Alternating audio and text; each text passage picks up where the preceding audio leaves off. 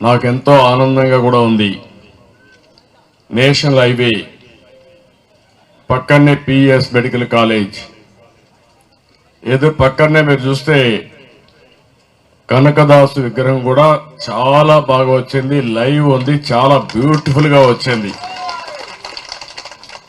దారిలో ఎవరైనా వస్తామంటే చూడకుండా ఉండలేరు, దృష్టి ఆటోమేటిక్ అట్రాక్ట్ అవుతుంది. ఇక్కడ కనకదాసు దర్శనం చేసుకునే అవకాశం ఈ రోడ్లో ఎవరికి వచ్చినా వాళ్ళు ఆనందంగా దండం పెట్టుకొని కారులో పోయినా బస్సుల్లో పోయినా దండం పెట్టుకుంటూ వెళ్తారు. అలాంటి మంచి విగ్రహం, ఆ విగ్రహాన్ని ఇవ్వడం నా పూర్వ జన్మ సుకృతంగా నేను భావిస్తున్నా. ఎప్పుడు కూడా ఒక స్ఫూర్తి, ఒక మహత్తరమైన శక్తికి మనం సహకరిస్తే ఆ సహకారం సమాజ హితం కోసం ఉపయోగపడుతుంది.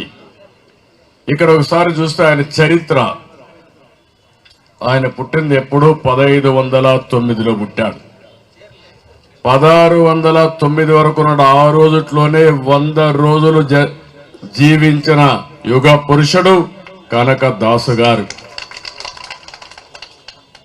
ఇంకొక పక్కన మీరు చూస్తే ఒక మహాభక్తుడు, వాగ్గేయకారుడు, తత్వవేత్త, బహుముఖ ప్రజ్ఞాశాలి. ఆయన కనకదాస కురబ కుటుంబంలో ఉండడం, ఈ కురబ కుటుంబం అదృష్టంగా వరంగా నేను భావిస్తున్నా. ఎందుకంటే మనందరం కూడా ఏదో కులంలో పుడతాం, కానీ ఆ కులానికి వన్నె తెచ్చిన వ్యక్తి ఒక మహాయుగ పురుషుడు ఈ కులంలో పుట్టడం, సమాజ హితం కోసం బ్రతకడం చాలా సంతోషం. నల చరిత్ర, హరిభక్త సార, రామధ్యాస చరిత్ర వంటి గొప్ప రచనలు చేసిన గొప్ప కవి. ఇంకో పక్క ఒక గొప్ప సంగీతకారుడు, స్వరకర్త. ఆయన పుట్టింది షిగ్గావలో, హవేరి జిల్లా, కర్ణాటకలో పుట్టాడు. మామూలు కుటుంబంలో, బుచ్చమ్మ బేరే కుటుంబాలకు పుట్టాడు. ఆయన పేరు తిమ్మప్ప నాయకుడు. మిలిటరీలో పనిచేశాడు. మిలిటరీలో గాయపడ్డాడు. గాయపడినప్పుడు మహావిష్ణువు ఆయన కనపడి, అది కూడా మీరు చూస్తే ఆయన కనపడినప్పుడు భిక్షగాని రూపంలో కనపడ్డాడు. కనపడి ఏం కావాలి కోరుకోమంటే అప్పుడు కోరుకున్న 3 కోరికలు. ఆ కోరికలు, నా గాయాలు నయం కావాలని, తను ఎప్పుడు పిలిస్తే అప్పుడు దేవుడు ప్రత్యక్షం కావాలని, భిక్షగాని రూపంలో కాకుండా నిజ రూపంలో దేవుని దర్శనం కల్పించమని ఆ మహానుభావుడు ఆ రోజు కోరుకోవడం జరిగింది. అక్కడి నుంచి మీరు చూస్తే ఇంకా తిరుగులేదు ఆయన చరిత్రకి. ముందు ఏదైతే పేరు మీరు చూశారు, తిమ్మప్ప నాయకుడు, కనకదాసుగా ఈరోజు మనం అందరం స్మరించుకుంటున్నామంటే, పూజలు చేస్తున్నామంటే, దేవాలయాలు కట్టామంటే దానికి కారణం ఆయన చూపించిన మహత్యం, ఆయన చూపించిన స్ఫూర్తి. ఇదే కాకుండా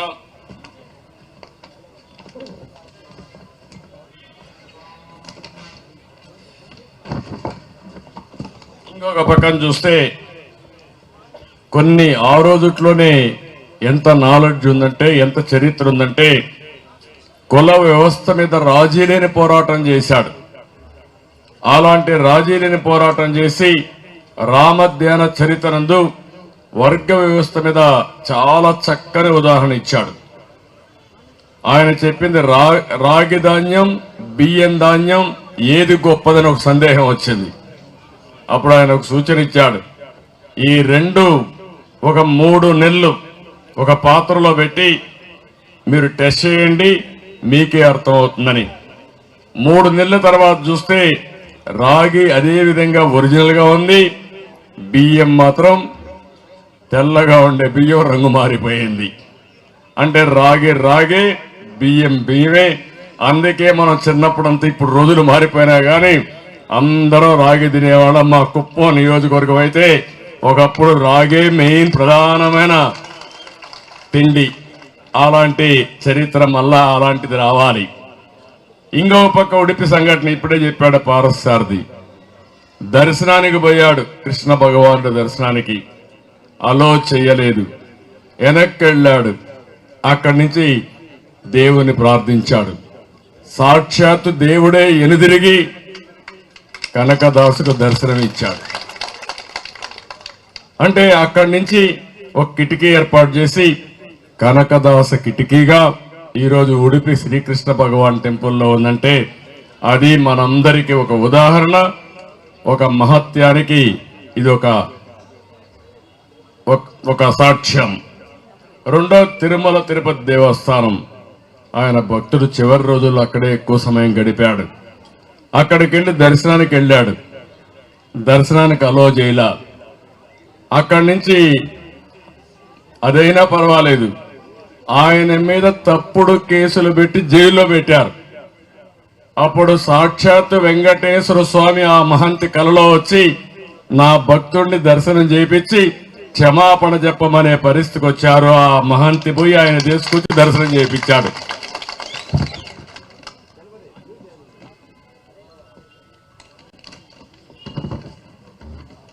ఈ రెండు విషయాలు మీరు చూసినప్పుడు దీనికంటే సాక్ష్యాధారాలు అవసరంలా. ఒక వెంకటేశ్వర స్వామి కలియుగ దేవుడు, శ్రీకృష్ణ భగవానుడు ఇద్దరు కూడా కనికరించి ఆయనకు దర్శనం ఇచ్చే పరిస్థితి వచ్చారంటే అది గొప్ప విషయం.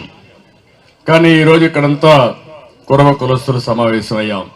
ఇప్పుడే నేను చూశాను ఎంత సునాయాసంగా దేవుణ్ణి ఒక్కసారి ఆలోచించుకుని తలపైన కొబ్బరికాయలు కొడతా ఉంటే ఆనందంగా స్వాగతించే పరిస్థితికి వచ్చారు. ఇది ఏ సైన్స్ కూడా చెప్పలేదు. ఈరోజు ఎవరన్నా కానీ కొబ్బరికాయ తీసుకొని నిద్ర కొడతా ఉంటే భయపడిపోయి గుండాగిపోతుంది. అవునా కాదా? అలాంటిది ఒక కొబ్బరికాయ కాదు, కంటిన్యూగా 10 కాయలు కొడతా ఉంటే ఏమీ లెక్క పెట్టుకోకుండా దేవుణ్ణి తలుచుకుని సంకల్పంతో అసలు కనకదాసే వాళ్ళకు పూనకం వచ్చి అది భరించే శక్తి వచ్చిందంటే అది యొక్క కనకదాసు మహత్యం అని చెప్పి కూడా నేను మీ అందరికీ తెలియజేస్తున్నా. ఇది గొప్ప వరం.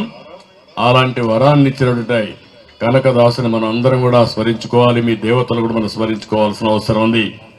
ఇప్పుడే మా తమ్ముడు ఒక మాట చెప్పాడు. ఒకప్పుడు కొరబ అంటే మనం ముఖ్యంగా చేసే పని గొర్రెలు మేపుకోవడం, రెండోది కంబళ్ళు తయారు చేయడం. అందుకే ఇప్పుడు కూడా నాకు వస్తారే కంబళ్ళి ముందు ఇచ్చారు.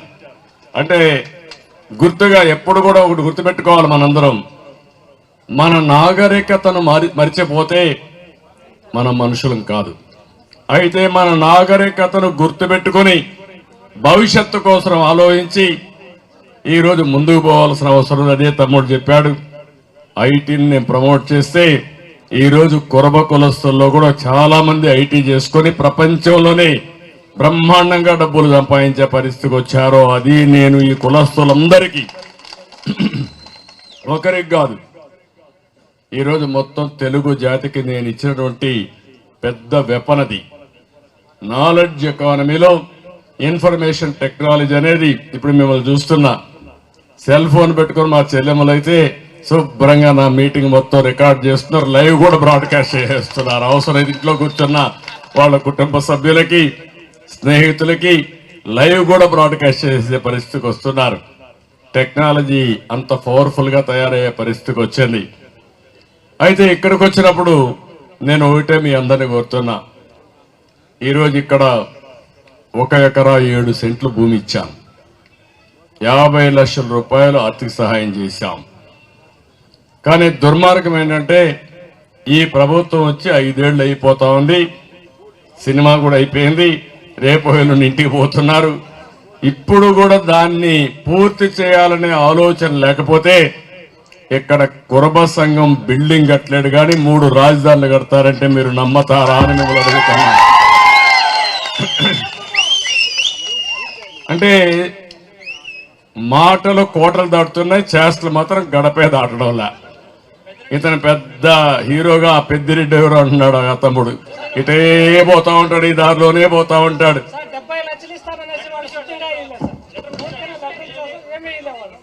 తమ్ముడు ఆ 70 లక్షలు ఇవ్వాలంటే ట్రెజరీలో డబ్బులు ఉండాలి కదా, వాళ్ళకే సరిపోతా ఉంది, వాళ్ళకే మిగలాలి కదా మీకు ఇవ్వడానికి.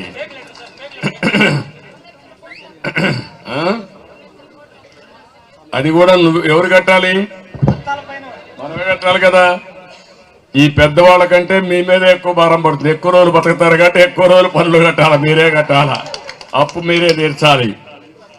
నేను అందుకని ఒకటే హామీ ఇస్తున్నా, ఇప్పుడే అడిగారు, ఇంకొక 3 కోట్ల రూపాయలు ఖర్చు పెట్టి బ్రహ్మాండంగా మీరు ఇది తయారు చేసి రేపు రాబోయే రోజుల్లో ఇక్కడ పెళ్లిళ్లు కావాలంటే పెళ్లిళ్లు చేసుకుంటారు, మీటింగ్లు కావాలంటే మీటింగ్లు పెట్టుకుంటారు. కులస్తుల సమిక్షేమం సాధికారిత ట్రైనింగ్ సెంటర్ గా కూడా దీన్ని పెట్టి మిమ్మల్ని ఆర్థికంగా, రాజకీయంగా, సామాజికంగా పైకి తీసుకొచ్చే బాధ్యత తెలుగుదేశం పార్టీ తీసుకుంటామని చెప్పి కూడా నేను మీకు తెలియజేస్తున్నా. శాంతిపురం మండలంలో శివకూరుబూరులో 20 లక్షలతో కమ్యూనిటీ భవనం కట్టాం. కదిరి ముత్తనపల్లిలో 10 లక్షలతో కమ్యూనిటీ భవనం కట్టాం. జరుగు పంచాయతీలో యమనాసనపల్లిలో 20 లక్షలతో కట్టాం. అదే మరి కొటాల్లో 6 లక్షలు, ఇలాంటి వేపూర్లో 7 లక్షల రూపాయలతో కళ్యాణ భవనాలు కట్టాం. గుడిపల్లి మండలం జోగ్యానూరులో కూడా కమ్యూనిటీ భవన్ నిర్మించాం. ఇంకో పక్కన 14 లక్షల రూపాయలతో బూరుగుమాకులపల్లిలో కూడా కమ్యూనిటీ భవన్ నిర్మించాం. నేను ఒకటే మీ అందరికీ చెప్తున్నా, మీ అందరికీ ఒకటే హామీ ఇస్తున్నా, రాష్ట్రంలో ఉండే కులస్తులందరికీ నేను ఇచ్చే హామీ, మిమ్మల్ని రాజకీయంగా పైకి తీసుకొస్తా, ఆర్థికంగా పైకి తీసుకొస్తా, సామాజికంగా ఒక శక్తివంతమైన జాతిగా తయారు చేసే బాధ్యత తెలుగుదేశం పార్టీ తీసుకుంటామని మీ అందరికీ హామీ ఇస్తున్నా. ఈరోజు ఇక్కడికి వచ్చినప్పుడు కొన్ని మీ నియోజకవర్గంలో కానీ రాష్ట్ర నాయకులు కొంతమంది కొన్ని ఇచ్చారు.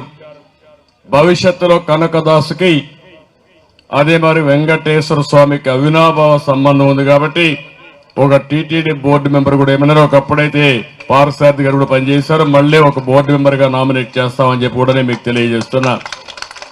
ఇంకో పక్కన కుప్పం నియోజకవర్గంలో 15 దేవాలయాలు ఉన్నాయి, కమ్యూనిటీ భవనాలు నిర్మించాం, ఇంకా కొన్ని కావాలన్నా అవన్నీ ఇస్తాం. గుడికట్ల పూజారులకి ఆన్రోరియం ఇవ్వాలని చెప్పి కోరారు. తప్పకుండా ఆన్రోరియం ప్రారంభంతో 5,000 రూపాయలతో ప్రారంభించి పెంచుకుంటూ పోతాం. అది కూడా హామీ ఇస్తున్నా, తప్పకుండా చేస్తానని ఈ సభలో మీ అందరికీ హామీ ఇస్తున్నా. ఇంకో పక్కన మీరు చూస్తే ఎక్కడైతే అవసరమైంది ఇక్కడంతా కూడా కనకదాసు విగ్రహాల్ని ప్రోత్సహించాలి. స్టేట్ ఫెస్టివల్ పెట్టాం కానీ ఇది మాత్రం తూతూ మంత్రంగా చేస్తున్నారు.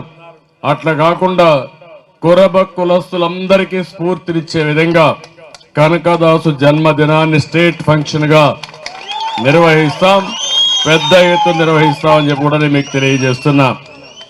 ఇంకో పక్కన రాజకీయంగా నేను ఇంత మునిపే చెప్పాను, రాజకీయంగా నేను ఒకటే ఆలోచిస్తున్నా, ఎంతమంది గెలుస్తారో, ఎక్కడెక్కడ గెలుస్తారో డైరెక్ట్ ఎలక్షన్ లో గెలిచేది ఇక్కడ సీట్లు ఇస్తాం.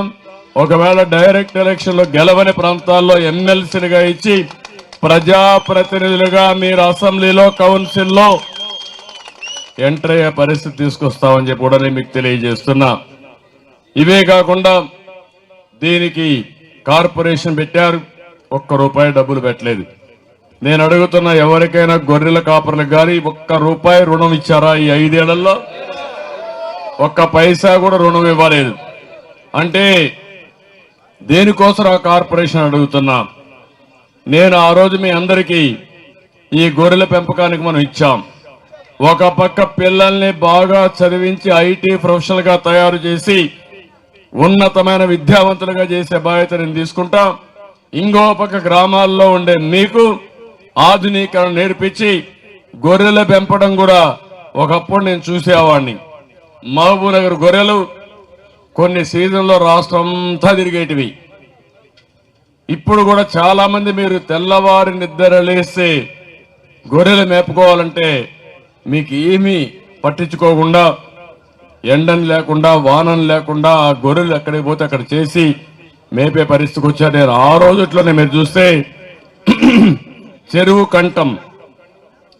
కంఠంలో మీరు తుమ్మ చెట్లు పెట్టుకుని గొర్రెలు మేపుకోవడానికి మీకు పట్టాలు ఇచ్చిన సందర్భం కూడా నాకు జ్ఞాపకం ఉంది. సమైక్య ఆంధ్రప్రదేశ్లోనే చేశాం. మళ్ళీ ఆమె ఇస్తున్నా, ఎక్కడ భూమి ఉంటే అక్కడ ఇస్తాం, అదే మరి అటవీ ప్రాంతంలో ఇస్తాం. ఇంకొక పక్కన ఆధునీకరణలో ఏవైతే ఒకప్పుడు కోళ్లు అనేటివి మీరు చూస్తే ఇంటి దగ్గర వదిలిపెట్టి పెంచుకునేవాళ్ళం, తర్వాత ఈరోజు ఫార్మ్స్ వచ్చాయి. రేపు గొర్రెలు మేపుకోవడానికి కూడా లాభసాటిగా ఉంటుంది కాబట్టి ఆధునీకరణలో ఫార్మ్స్ పెట్టించి తద్వారా ఈ కులస్తుల్ని పెద్ద ఎత్తున ఆదుకునే బాధ్యత, అవసరమైతే 4-5 లక్షల రూపాయలు సబ్సిడీ ఇచ్చి మిమ్మల్ని ప్రోత్సహిస్తానని చెప్పి కూడా నేను మీ అందరికీ హామీ ఇస్తున్నా. దీని మీద ప్రత్యేకమైన శ్రద్ధ పెడతాం. ఓసారి ఒక కులానికి వారసత్వంగా కొన్ని వృత్తులు వస్తాయి, చేతి వృత్తులు వస్తాయి, కుల వృత్తులు వస్తాయి. ఆధునీకరణలో పరిస్థితులు మారుతూ ఉంటాయి. మారిన ఆధునీకరణ అడాప్ట్ చేసుకుంటూనే మళ్ళీ ఆ కులస్తుల్ని గౌరవించే బాధ్యత పాలకులు తీసుకోవాల్సిన అవసరం ఉంది. అలాంటి బాధ్యత నేను తీసుకుంటానని మీ అందరికీ హామీ ఇస్తున్నా, చేసి చూపిస్తాను కూడా. ఇవన్నీ కూడా ఏవైతే నేను చెప్పానో ఇవన్నీ కూడా నేను దృష్టిలో పెట్టుకుంటా. తిరుమలలో కూడా మీకు ప్రత్యేకమైనటువంటి గుర్తింపు వచ్చే విధంగా కార్యక్రమాలు చేపడతాం. ఇంకో పక్క ఎవరైనా గొర్రెల కాపర్లు ప్రమాదవశాత్తు చనిపోతే 10 లక్షల రూపాయలు ఇన్సూరెన్స్ ఇప్పిస్తారని కూడా నేను అందరికీ హామీ ఇస్తున్నాను. అదే మరిగా గొర్రెల కాపర్లుగా తిరిగి అప్పటికే బాగా ముసలివాళ్ళు అయిపోవడం, శారీరక ఇబ్బందులు రావడం వస్తాయి. అలాంటి వాళ్ళందరికీ న్యాయం చేసే బాధ్యత కూడా తీసుకుంటాను. ఇక్కడ శాంతిపురం మండలంలో కొరబ దేవాలయం భూమి 18 ఎకరాలు వైఎస్ఆర్ కాంగ్రెస్ పార్టీ నాయకులు కబ్జా చేశారు. మర్యాద చెప్తున్నా, వదిలేయండి. వదిలిపెట్టకూడదు, మక్కలు ఎరగొట్టి మళ్ళా హ్యాండ్ ఓవర్ చేసుకుంటాం. దేవాలయాల భూమి కూడా సిగ్గు లేకుండా, ఒకవేళ నేను క్షమించినా దేవుడు మాత్రం క్షమించడు, గుర్తుపెట్టుకోమని వైఎస్ఆర్ కాంగ్రెస్ నాయకులు హెచ్చరిస్తూ ఆ భూమి తిరిగి మీకు ఇప్పించే బాధ్యత, దేవాలయానికి అప్పచెప్పే బాధ్యత నాది అని మరొకసారి మీకు హామీ ఇస్తున్నా. మీరందరూ ఒకటి గుర్తుపెట్టుకోవాలి, ఇటీవల మన భూములన్నీ సర్వే చేశారు. నిన్న మొన్న ఏం చేశాడంటే జగన్మోహన్ రెడ్డి మీ తాత మీ ముత్తాత వారసత్వంగా ఇచ్చిన భూమి ఉంటుంది, పట్టా పాస్బుక్ ఉంటుంది. ఆ పాస్బుక్ లో పైన ఎవరి ఫోటో? జగన్ ఫోటోనా? మీకు భూమి ఇచ్చాడు కదా, ఆ భూమి ఆయన ఇచ్చింది కదా నీకు. ఇప్పుడు మీ తాతగా మారాడు ఆయన, అంతే కదా. నువ్వు అడగాలి, నువ్వెప్పుడురా మా తాత అయ్యావా అని కాదు. రెండోది, మీ చుట్టుపక్కల మీ భూమి ఉంటే సర్వే చేయించి సర్వే రాళ్ళు వేశాడు. చూసారా దాంట్లో ఏమున్నాయి?